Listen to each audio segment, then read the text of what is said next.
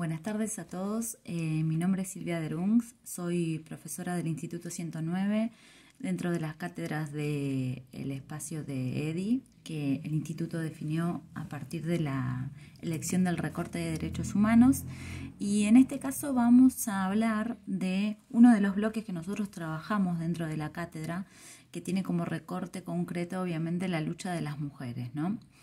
Y las cuestiones que nosotros visibilizamos en esto justamente tienen que ver con ese rol de postergación y ese rol secundario que muchas veces la misma historia oficial le ha dado a todas las mujeres, ¿no?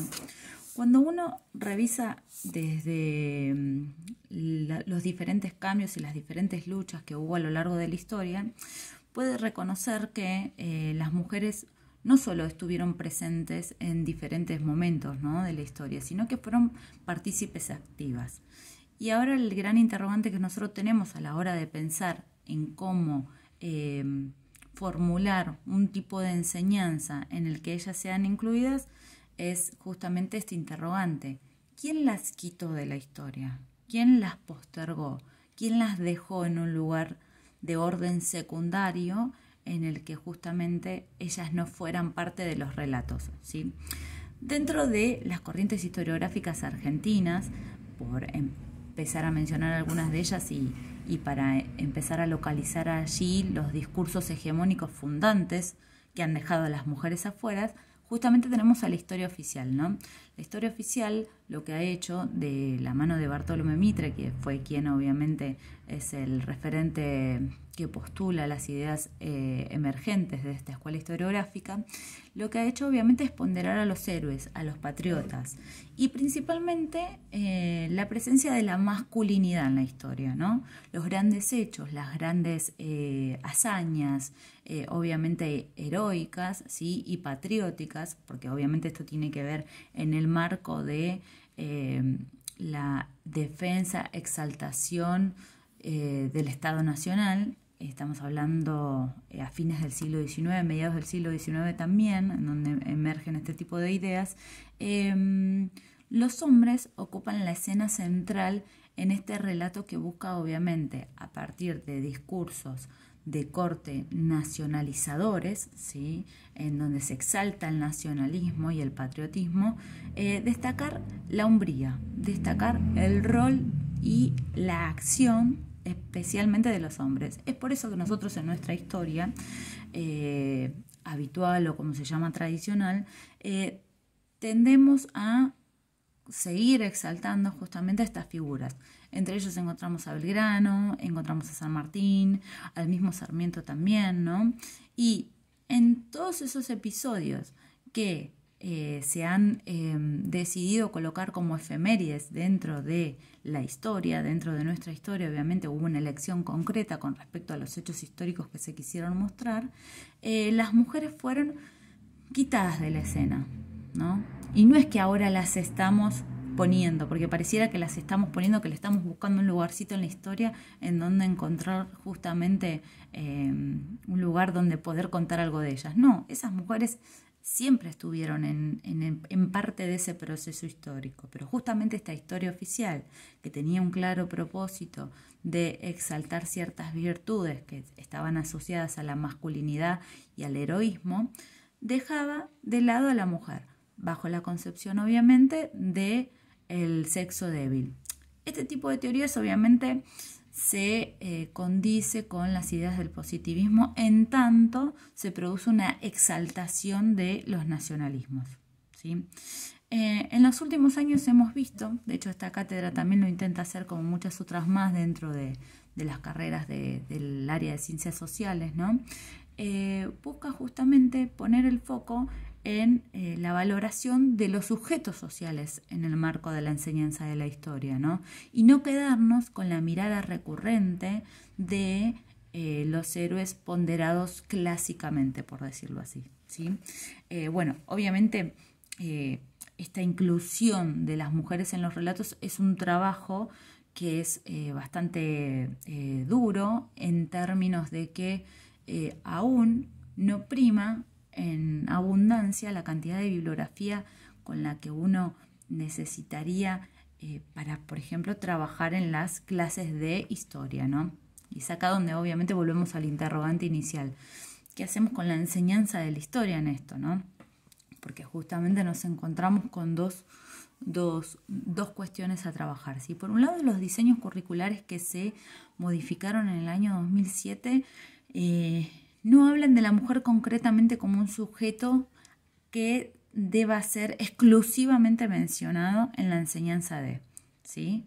Habla de los sujetos sociales en general. Entonces, ahí sí está dada la posibilidad de trabajar con esta mirada amplia de sujetos sociales. Sin embargo, sí, en el año 2010, la Ley de Educación Sexual Integral nos invita y nos convoca, ¿sí? También a pensar en formas de enseñar la historia en la que se muestre a toda la sociedad partícipe. Y acá ampliamos el concepto invisibilizados para pensar no solo en las mujeres en este caso, sino también en los sectores particularmente bajos, ¿no? de las clases sociales bajas. También hablamos de los esclavos, por ejemplo, de los campesinos, que no han tenido hasta el momento también necesariamente voz en los relatos de la historia oficial, ¿sí? Entonces, es lo que estamos viviendo en este momento, ¿no? Es una recuperación también de todas esas voces que han sido invisibilizadas, si tuviéramos que poner un título grande, en el marco de la enseñanza de la historia, ¿no? Son varias las voces que han sido invisibilizadas. Nosotros lo que buscamos a partir de la enseñanza de la historia en estos momentos es primero hacer visible a esas personas entendidas como sujetos sociales en un contexto preciso y con los determinantes de su época, ¿sí? Y después, o sea, en una primera instancia esto, y después obviamente acompañar a través de diferentes tipos de materiales, recursos bibliográficos que nos permitan trabajar estas cuestiones, ¿sí? Como les decía, el trabajo es bastante duro y complejo en este sentido porque supone romper con lo hegemónico, o sea, romper con los relatos que estamos acostumbrados a escuchar sobre la historia, ¿no? Entonces,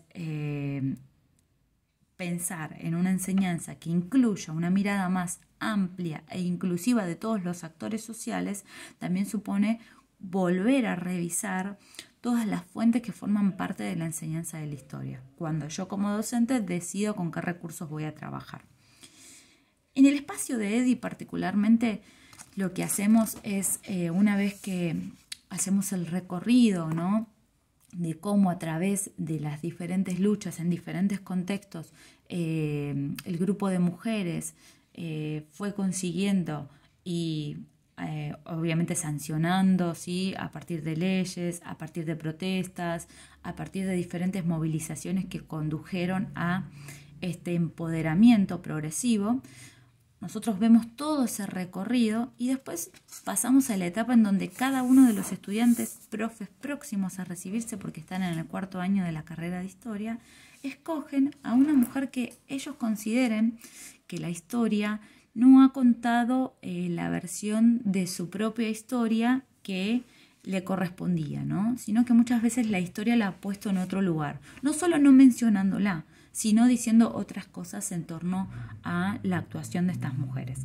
Este año la selección fue particular y varió un poco con respecto a los años anteriores. Con el permiso de mis estudiantes de 4º año, les voy a contar las mujeres que ellos eligieron para realizar sus ensayos, ¿no?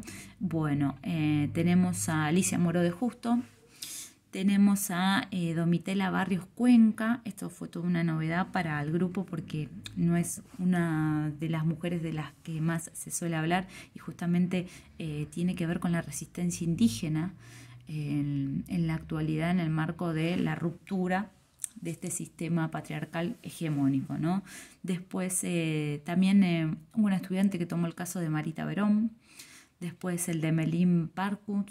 Esta es una activista inglesa que también, a ver, acá empiezan a aparecer nombres propios que, ubicados en su contexto, le dan entidad a esta lucha, ¿no? Después seleccionaron también el caso de Estela de Carlotto, y cómo en ese momento, si bien había una fuerte presencia en la plaza, que era un claro indicio de reclamo y de lucha, en ese momento también los medios las ubicaban en otro lugar, ¿no? Claramente con cierta complicidad con el Estado represor en ese momento. Entonces, la decisión de tomar Estela de Carlotto en el caso de los chicos partió también de eso, de visibilizar y poner en claro cuál era la lucha que ella llevaba adelante y no quedarnos exclusivamente con lo que algunos libros nos dicen que decían los medios, sino meternos en la historia. Después, bueno, este año se habló mucho de ella, que es el caso de Remedios del Valle, ¿no? Que por primera vez el Congreso de la Nación incluirá dentro de los retratos que luce el mismo Congreso el retrato, la figura de una mujer, que no solo es mujer, digamos, en el marco de esto de que la historia las ha postergado, ¿no? Sino que también es afrodescendiente y formó parte de estas guerras de independencia, ¿sí? Estas guerras que la historia oficial siempre le adjudicó pura responsabilidad a los hombres, ¿no?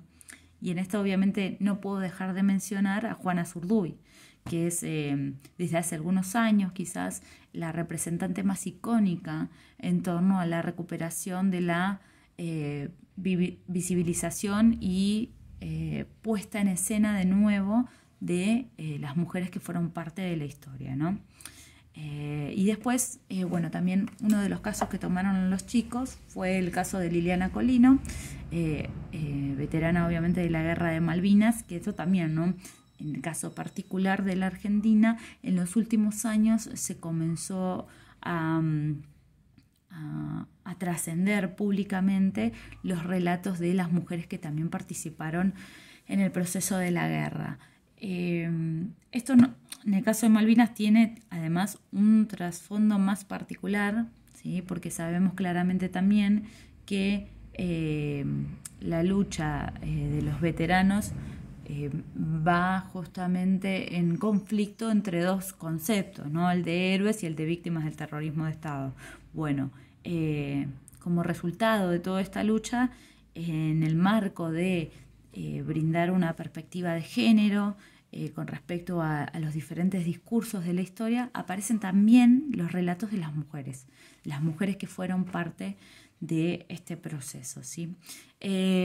Así que bueno, todos los años esta cátedra busca poner el foco en esto y darle la libertad a los futuros profes de historia, en este momento estudiantes de cuarto año, que ellos puedan reconocer a esos actores que han sido invisibilizados y ubicarlos concretamente en el contexto en el que no fueron reconocidos y a la vez formar discursos inclusivos, entendiendo a estos sujetos como sujetos sociales partícipes en la historia, ¿no? Así que bueno, espero que les haya servido, colaborado el aporte. Era un poco para contarles cuál es la mirada que se trabaja en derechos humanos en cuarto año del profesorado de historia, en el que obviamente buscamos esto, ¿no? Pensar en nuevos discursos para enseñar la historia que sean respetuosos con todos los sujetos sociales e inclusivo de las formas de lucha que han tenido estos mismos sujetos sociales, ¿sí? Bueno, muchas gracias, saludos cordiales.